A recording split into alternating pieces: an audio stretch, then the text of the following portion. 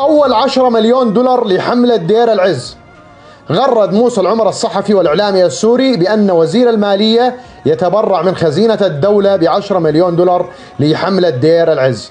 هاي الحملة، حملة دير العز، لحد الآن ما بدأت ولا بلشت، لحد الآن تحضير وترويج عبر السوشيال ميديا، ووزير المالية يتبرع ب10 مليون. في مقطع ماضي قلت لكم الحملة راح توصل أكثر من 100 مليون دولار، وبعض الناس شككت، وبعض التعليقات طبعا بالفيديو اللي قبل هذا شككوا انه مستحيل توصل لو مليون، وفي ناس كاتبه، طبعا انا والله كنت اقرا التعليقات، ولكن في شيء ليس كل ما يعرف يقال. في حتى قبائل من بعض الدول المجاورة أعلنت مساندتها ومشاركتها، ومثل ما بالمقطع الماضي في رجال أعمال من الخليج العربي السعودية، المملكة العربية السعودية وقطر والبحرين والإمارات وعمان أيضا أعلنوا مساهمتهم. لك يا أخي ديار الزور مساحتها 33 ألف كيلو متر مربع، عدد سكانها بغض النظر عن إحصائيات المجرم، عدد سكانها ما يقارب تقريبا 5 ملايين 4 ملايين.